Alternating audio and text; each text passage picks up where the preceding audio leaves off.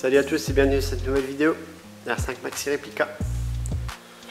Alors voilà, le moteur est dedans. J'ai enlevé la chèvre. J'ai boulonné le moteur au berceau, etc. Donc maintenant, vous voyez, je suis en train de mettre en place tout le bordel. Alors, j'ai déjà mal à la tête. Alors, qu'est-ce que j'ai fait dans un premier temps? Il fallait que je remette cette barre. Pour remettre cette barre, le turbo était orienté vers le haut, comme ça. Donc, j'ai dû le pivoter pour qu'il puisse passer. Et mes calculs ont été vraiment pile poil. Je suis vraiment trop content. Donc, en fin de compte, ça passe ici. On ne voit pas bien, mais il y a, voilà, on va dire, il y a presque 1 cm. Donc, c'est cool. On verra si ça vient à frotter vraiment. Si le moteur il bouge trop, je pourrais très bien lui faire une petite encoche là dans cette petite barre là. C'est une barre anti-rapprochement, donc elle n'est pas indispensable. Je préfère la mettre, mais en réalité elle n'est pas indispensable. Elle est très utile parce que je vais pouvoir me fixer là-dessus, là et là pour tenir mon échangeur RO. Donc finalement elle sert pas forcément que à la rigidité, mais voilà. Donc ça c'est fait, nickel, top. Et donc maintenant qu'est-ce qu'il va falloir faire? Donc j'ai mis la pipe d'admission bien évidemment provisoirement comme d'habitude. Donc là il va falloir faire le piping, on va dire approximatif. J'ai quelques vieux coudes là qui traînent par-ci par-là. Je vais faire ça un peu à l'arrache, mais obligatoire. Pareil pour l'admission d'air. Alors pourquoi je vous dis ça maintenant? En fin de compte, vous allez voir, obligé de faire ça puisque pour placer mes wastegates externes qui vont venir là, eh bien il faut que je mette approximativement en place d'abord le circuit d'air, même malgré que j'ai pas mon échangeur encore, pour pouvoir mettre les wastegates externes au bon endroit, pour pas que ça vienne interférer au niveau du circuit d'air. Vous voyez ce que je veux dire? Puisque si la wastegate chauffe, le circuit d'air va chauffer et c'est pas l'idéal, quoi. Donc bon, bien évidemment tout ça sera protégé par de la gaine et tout, mais donc voilà un peu la vue d'ensemble, à quoi ça va ressembler.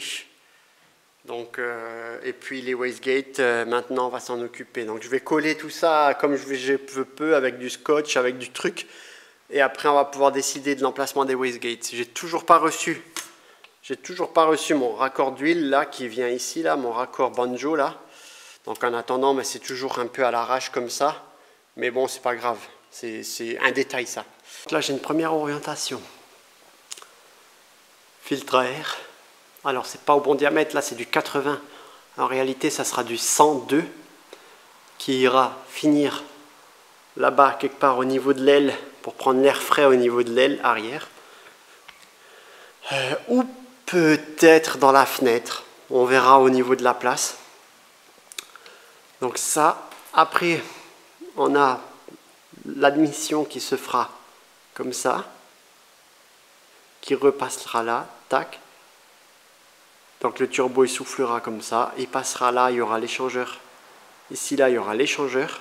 Mais bon, ça fait quand même un sacré cheminement, enfin je sais pas trop. D'autant plus que là, ça me laisse plus beaucoup de place pour mettre la wastegate externe là. Puisque j'ai ce gros tuyau là qui passe ici avec le tuyau d'admission, et en plus il va falloir que je raccorde les 2 tuyaux d'eau ici pour refroidir l'intercooleur. Donc alors faites pas gaffe, hein, c'est avec des briques et des brocs que j'ai fabriqué ce truc là, mais bon, c'est pour nous donner bon là tu vois, on a largement la place pour mettre la wastegate ici. Mais le problème, c'est que la wastegate, elle doit sortir. Je ne vais pas la faire sortir par terre. Je vais pas la faire sortir par terre comme tout le monde fait là. C'est hyper dangereux. Il va y avoir des flammes de 2 mètres qui vont sortir de là-dedans. Donc moi, ce que je vais faire, je vais la refaire sortir dans l'échappement latéral. Comme ça, les flammes, elles sortiront elles sortiront là. Et pas en dessous de la voiture. Imaginons que les flammes sortent en dessous de la voiture. Tu as une fuite d'essence, ou tu es d'une fuite d'huile, ou je ne sais quoi. Là, c'est fini. Le temps que tu t'en rendes compte, la voiture, elle a brûlé. Moi, je trouve que les gens qui font ça, c'est des gros mous, c'est des gros malades. Bon, bref. Donc, ouais, voilà. Donc, c'est ce que je voulais vous dire pour la première ébauche. Maintenant, je vais faire un deuxième type d'ébauche, on verra bien. Bon, et bien voilà la solution numéro 2. Et c'est bel et bien la solution que je vais retenir. Hein. Puisque c'est assez simple. Déjà, il y a 2 coudes en moins par rapport à l'autre solution. Là, le piping sera très facile à faire. L'autre côté, c'était assez technique à faire hein, au niveau des soudures et tout ça. Et puis en plus, ça passait très proche du côté échappement. Donc ça aurait quand même pris la chaleur. Donc là, turbo, 1 coude, 2 coudes, 3 coudes, échangeur, 4 coudes, 5 coudes, 6 coudes, 7 coudes, maximum 7 coudes. Donc je suis vraiment content. Échangeur, je pourrais mettre un échangeur droit. Il coûte moins cher, les échangeurs droits coûtent moins cher que les échangeurs déportés là, je ne sais plus comment on appelle ça. Bon, et puis là au niveau des wastegates, je suis largement bon. Je suis largement bon. Ici, vous voyez, on a beaucoup plus de place. Donc la wastegate pourrait venir comme ça. Je sais c'est difficile comme ça à voir avec tout le bordel, mais vous verrez ça par la suite. Donc une wastegate comme ça, le tube qui ira jusqu'à l'autre wastegate qui sera là. Donc l'autre wastegate, elle sera ici.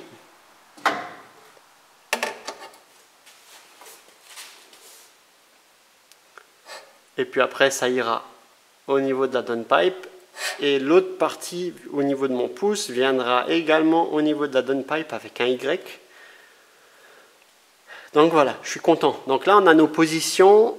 Donc je vais pouvoir m'attaquer au downpipe. J'ai reçu les coudes qui me manquaient.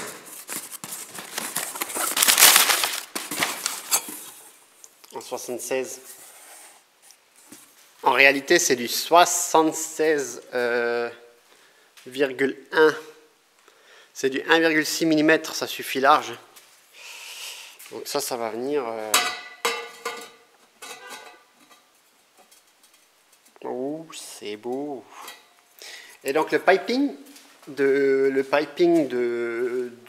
l'intercooleur sera aussi en 76. Hein. Donc vous voyez, c'est un sacré morceau. On dirait pas comme ça, mais 76, regardez par rapport à ma main. 76 mm, c'est costaud. Hein. Donc là, il va y avoir un échangeur, tac, un gros échangeur rond là. Je sais pas si vous avez déjà vu ça. C'est rond, c'est tout droit, rond, avec une sortie d'eau à droite, une sortie d'eau à gauche. C'est un truc tout simple, hein, et vous verrez que ça fait largement le job. Et donc maintenant, on va pouvoir attaquer tout ce qui est downpipe, hein, ou je sais pas quoi. Et donc idem, la barre là, finalement, je vais la modifier. Donc ça, je vais pas en avoir besoin pour tenir mon échangeur. Je vais me servir des supports là, ceux-là là, que j'avais à l'époque pour tenir mon échappement. Donc ceux-là là, je les vire. Et je vais finalement quand même faire une petite entaille là, avec un demi-lune pour passer. Plus, je préfère. Donc ça c'est ma canule d'échappement. Avant j'avais 2 tubes, donc forcément deux colliers. Donc là on va couper tout ça. À l'époque j'avais dû faire tout un truc pour qu'elle soit comme ça, puisqu'il fallait que ça soit démontable et tout. Là je vais repartir de zéro, on va tout couper et on va faire venir après le coude comme ça. Puisque la sortie elle est carrée, je peux pas mettre une sortie ronde, ça va faire dégueulasse. Tu vois ce que je veux dire? C'est horrible, tu vois. Et les vrais maxi, elles ont la sortie latérale carrée. Hein. Tu vois, la sortie elle est là, elle est carrée. Donc on respecte.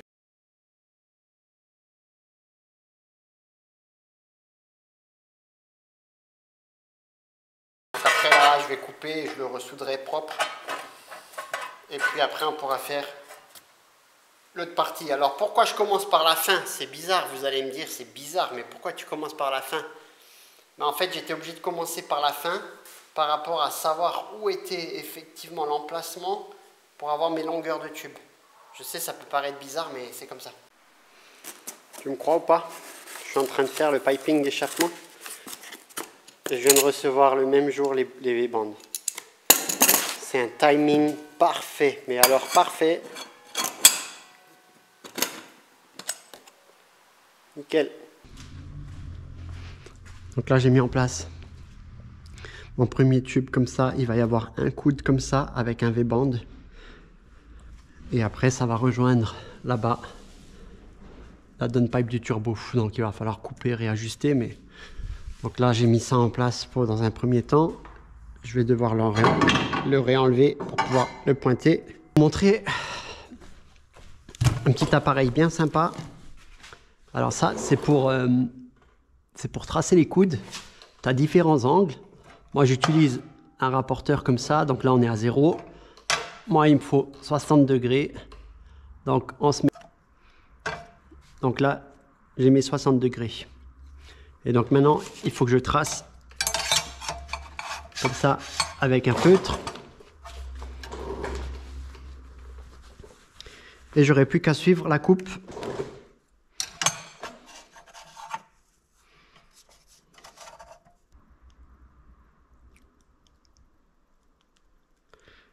Ok, cool. Allez, on va couper ça.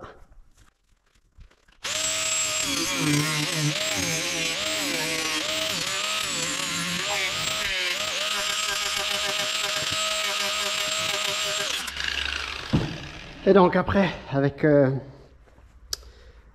forêt, une fraise et une perceuse, tu ébavures bien.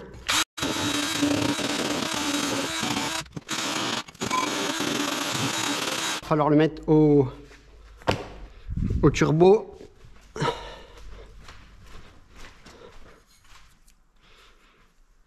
Donc le côté le plus propre toujours ici. Et puis là, ça va venir comme ça. Voilà, nickel.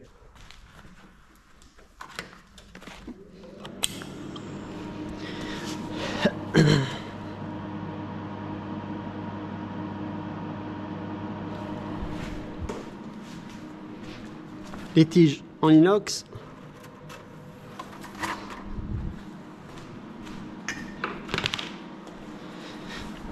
Et donc ça, on va le souder là. Et ensuite le souder là. Voilà, donc là, j'ai pointé mon V-band et mon tube. Ok. Donc le tube va passer là-bas. Il passe assez proche, mais il y a quand même de la place. Il passe plutôt loin de l'amortisseur, donc c'est cool. Et puis là, donc j'ai mis le kit carrosserie en place. Alors c'est mis provisoirement avec des trucs comme ça et des boulons, voilà. Tu vois. Et donc voilà ce que ça donne avec la sortie. Donc là je l'ai bridé avec des cales hein, pour pas qu'elle soit, voilà. Et donc pour te donner un ordre d'idée, ça ressemblera après à ça. Bon, je vous ai pas tout filmé, mais j'ai déjà pas mal avancé. Là, il me reste encore un petit tronçon de tube à couper.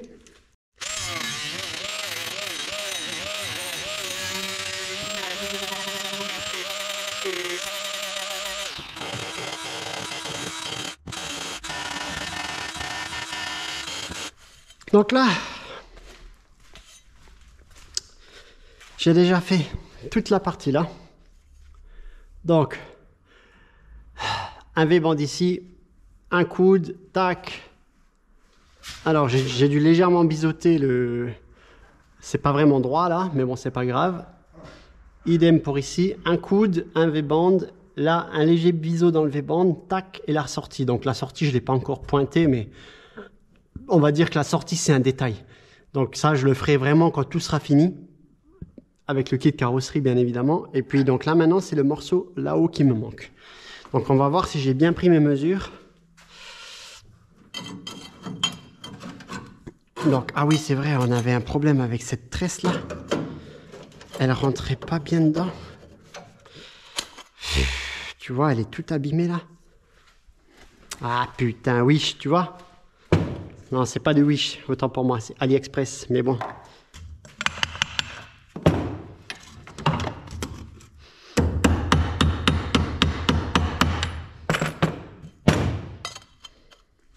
Hein, c'est pas possible ça.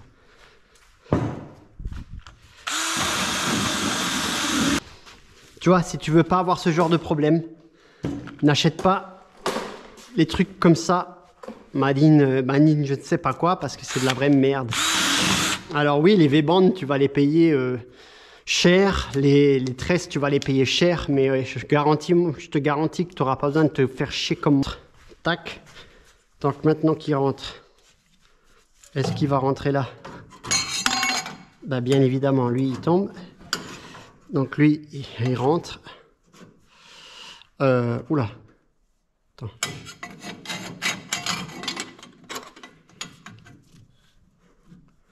Oula là, qu'est-ce qui s'est passé là?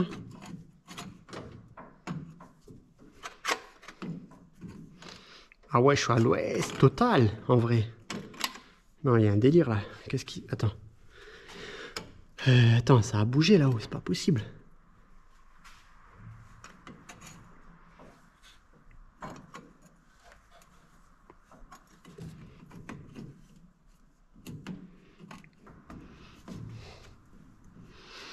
Et si je recoupe comme ça? Et si je le recoupe comme ça? Ouais, mais là, au niveau de l'accès de la visserie, après, c'est la merde.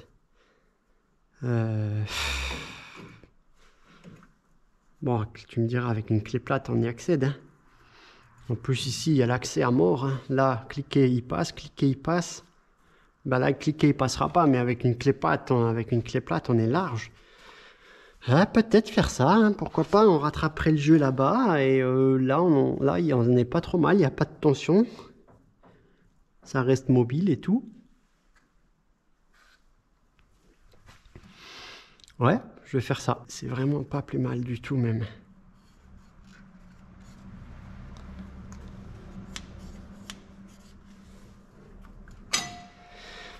Ok.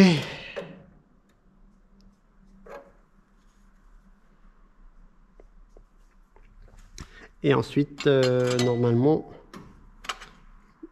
on verra, mais normalement, je pourrais le mettre comme ça. Voilà. Alors, ça y est, j'ai recoupé mon tube. Je l'ai pointé, ajusté. Donc là, maintenant, c'est impeccable. Jusqu'à la tresse qui va là. Ça retourne là-bas. Et après, ça sort au niveau... Donc, ça sort là, au niveau turbo. Et ça ressort là, au niveau de la sortie latérale. Donc là, j'ai pas encore terminé mes soudures. Il est simplement pointé. Mais bon, déjà, ça bouge déjà plus. Hein. Donc ça, je viendrai le souder tout à la fin, puisqu'il faudra peut-être le réajuster. On verra en fonction du kit carrosserie au moment venu. Donc ça, on va dire, c'est un détail. Maintenant, je m'apprête à faire les supports, hein, les supports qui vont tenir la ligne, puisque là, pour l'instant, elle est bridée avec des équerres et des morceaux de bois. Donc voilà, avec des serre-joints. Donc, l'ancienne ligne, elle passait ici. Donc ça, ça va virer. Et donc, je me repique plus haut ici. Et donc, là, vous voyez, j'ai récupéré ceux que j'avais déjà fait auparavant. Et je les aime bien, ceux-là, parce que je les ai percés pour pouvoir mettre une goupille. Donc, ils sont bien ajustés à la bonne taille. Et puis, vous voyez, il y a un trou au milieu pour pouvoir y mettre une goupille pour que le cylindre bloc ne bouge pas. Donc, maintenant, il va falloir que je soude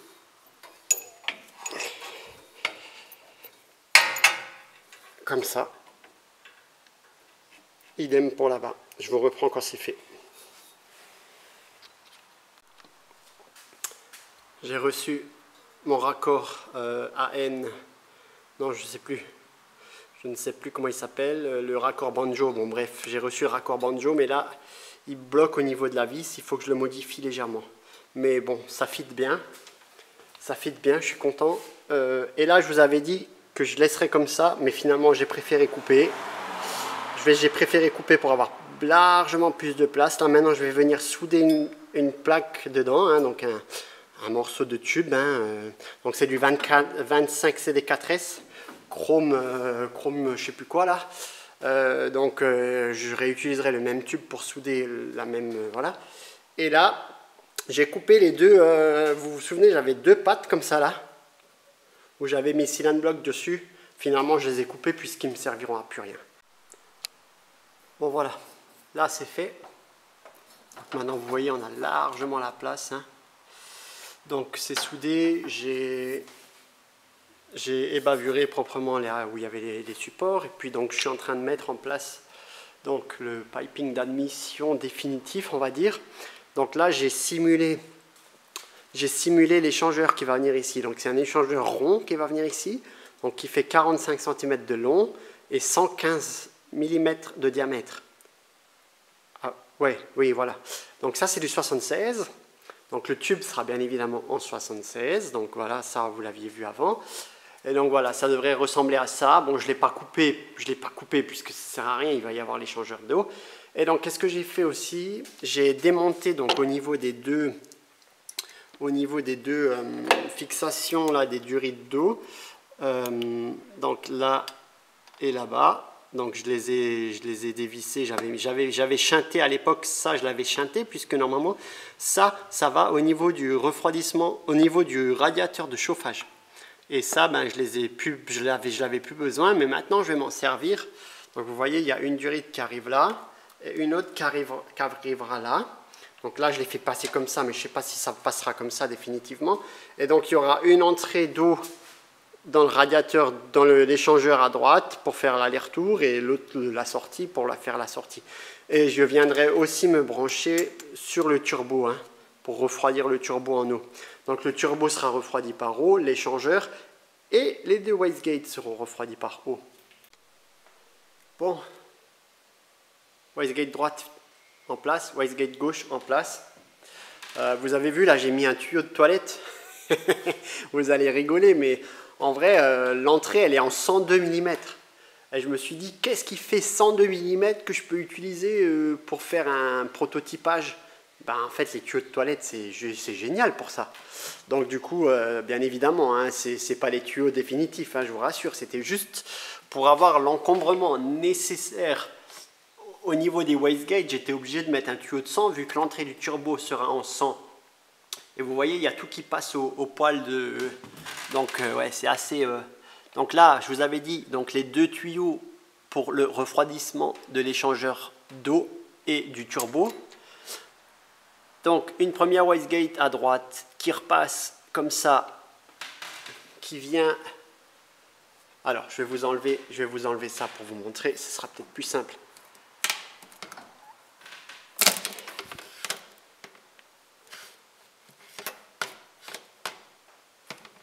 Donc, wastegate droite qui vient après là, un premier coude, un deuxième coude, ça repart ici. Alors c'est assez serré, mais il n'y a rien qui touche. Hein. Bon, comme ça, je ne sais pas si vous allez le voir dans la vidéo. Tout est très proche, mais j'ai pas trop le choix. Hein. De toute façon, ça, il y aura de la bande thermique. Après, on arrive sur un deuxième coude à 45 degrés, il me semble. Un compensateur. Deuxième wastegate, collecteur droite. Voilà. Donc ici. Peut-être que vous verrez mieux ici. Voilà. Donc bien évidemment, pour l'instant, tout est simplement pointé. Je n'ai pas encore fait les perçages ni rien. Et donc vous voyez que les deux wastegates arrivent ici. Et donc, les deux wastegates arrivent ici. Donc là maintenant, qu'est-ce que je vais faire? Je vais faire une espèce de Y ici, vous voyez, comme ça, qui va venir rejoindre les deux wastegates dans une dernière tresse que j'ai ovalisée. Donc elle était ronde ici, donc maintenant je l'ai ovalisée. Je l'ai ovalisée pour que ça puisse, pour que je puisse venir mettre 2 tubes. Vous voyez ce que je veux dire? Forcément. Et celle-ci, c'est beau. Et le compensateur là, c'est du 51. Le compensateur là, c'est du 40. Donc du coup, là, j'ai mes 2 tubes en 40 qui arriveront là-dedans. Et ça repartira donc en 51 au niveau de la sortie, comme ça, pour vous montrer à peu près. Hein. Donc, et après, ça partira dans l'échappement, dans le terminal, j'ai envie de dire, en 76. Donc il y a encore un énorme boulot, mais on avance, hein, tout doucement, on avance, je suis content. Donc voilà, et puis il y a tout qui passe, je suis content, l'admission elle passe, là aussi ça passe. J'ai mes sorties d'eau, c'est trop bien, franchement je suis trop content, il y a tout qui passe bien. Au niveau accessibilité, ça sera nickel pour monter des autres sorts, parce que oui, je vais devoir certainement monter des autres sorts. Il me semble que là, j'ai des ressorts à 1 bar. Il faut que je vois en créant la fuite si j'arrive à descendre à 0,8, parce que moi, je ne voudrais pas monter plus que 0,8 ou 0,6 pour les premiers tests. Pour les premiers tests, on va monter à 600 grammes de pression. Après, on va monter à 700 grammes, 800 grammes. Si ça tient le coup, s'il n'y a pas de truc bizarre, on va monter à 900 grammes. Jusqu'au 1 bar. Moi, j'aimerais bien ne pas trop dépasser les 1 bar, vu que, je vous le répète encore une fois, mais pour ceux qui n'ont pas vu les anciennes vidéos, le moteur est stock. Les internes sont stock. Alors, il est un peu rincé, hein, il a 230 000 km, donc la segmentation, tout ça, c'est plus très nickel. Mais on prendra de toute façon les compressions, je vous montrerai l'état du bloc. Donc, il avait sorti ses chevaux à l'époque en atmosphérique. Donc il n'y a pas de raison qu'ils ne sortent pas les chevaux en turbo. Maintenant, on n'est jamais à l'abri d'une wastegate chinoise qui déconne, etc.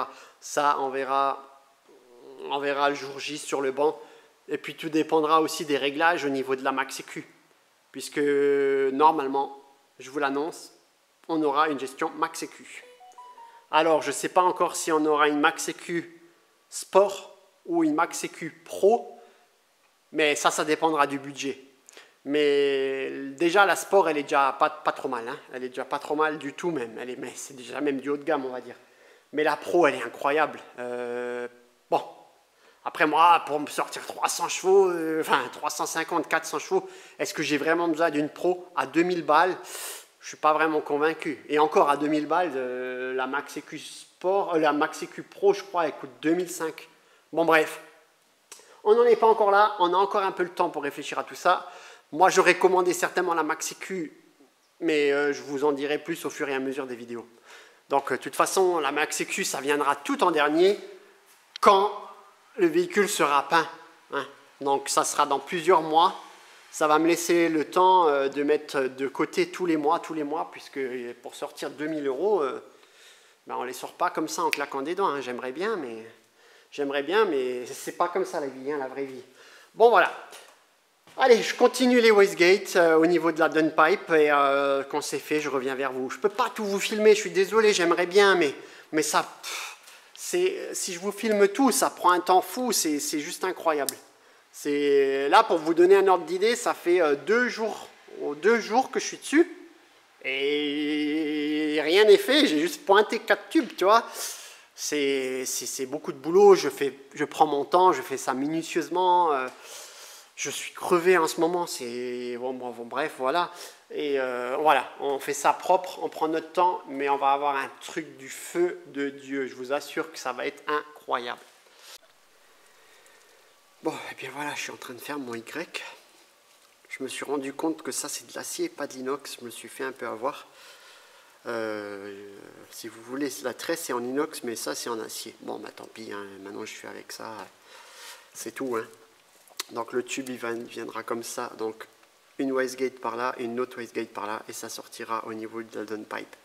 Le gros problème, c'est que là je vais devoir mettre un V-band, et j'avais donc un V-band en 38 mm et un tube en 40. Donc j'ai dû, je vais vous montrer, donc vous voyez, donc le 38, bah, il ne rentre pas dans le 40, hein, c'est logique. Donc il faut que je le passe autour. Donc j'ai déjà fait un côté, donc vous voyez, comme ça rentre bien dedans. Et comme ça, je vais pouvoir faire ma soudure tout autour. Ça rentre bien dedans, c'est bien calé et tout. Bon, je vais faire l'autre côté et on va pouvoir pointer tout ça.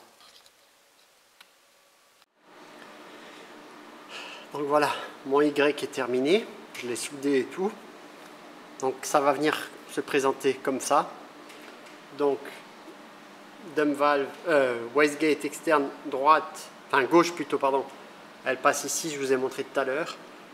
Un compensateur ici, wastegate externe droite. Donc elles vont dans le même tube qui part après en 51. Et donc ce tube là, il faut que je le fasse rejoindre ici au niveau de la downpipe. Donc j'ai fait ce coude qui a une forme très particulière. Et donc ce coude là viendra se présenter comme ça, vous voyez. Et donc là, bien évidemment, il faudra percer pour pouvoir le souder. Là, je vais le pointer, mais après, il faudra tout percer pour souder les cordons définitifs. Donc voilà, je vais vous le pointer et je vais vous montrer ce que ça donne une fois terminé. C'est pointé. Donc, ici, on a le retour des deux wastegates qui partiront dans la downpipe et qui terminera au niveau de la sortie ici. Donc là, je vais vous montrer. Donc on a le turbo, sortie turbo ici. Et donc les deux wastegates qui arrivent ici. Et ça partira dans l'échappement latéral. Donc je suis assez content, il y a tout qui passe bien, il n'y a rien qui frotte. Alors ça passe juste partout, j'avais pas trop le choix. Mais il n'y a rien qui touche, je suis assez content. Vous voyez là, ça touche pas. Là derrière ça touche pas. Là aussi derrière ça touche pas, etc. Là on a largement la place en dessous du conduit d'admission. Là aussi, là aussi. Comme ça, ça ne chauffera pas trop au niveau du tube d'admission. Donc le tube d'admission, je suis en train de me tâter. Est-ce que je ne vais pas le faire en carbone ou en aluminium? Je ne sais pas trop, on verra en fonction du budget et du temps. Mais donc en fait, on a wastegate gauche qui repart. Donc je vais vous enlever ça pour vous montrer.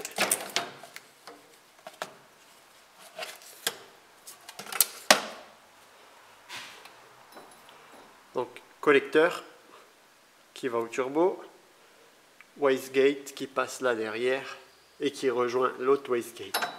Et voilà, donc ça ressemble à ça. Alors là, on n'a pas trop de visu puisqu'on a cette grosse barre, mais voilà.